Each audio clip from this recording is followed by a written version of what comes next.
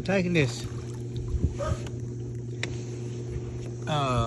wake up Rubik cube, and I'm gonna mix it up, turn it all different ways. I'm gonna give it to Alex, and he's gonna solve it underwater in the pool.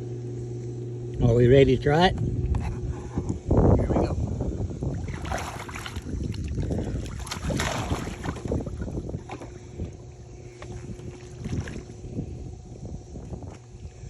And he's not coming up for a breath until he gets it solved.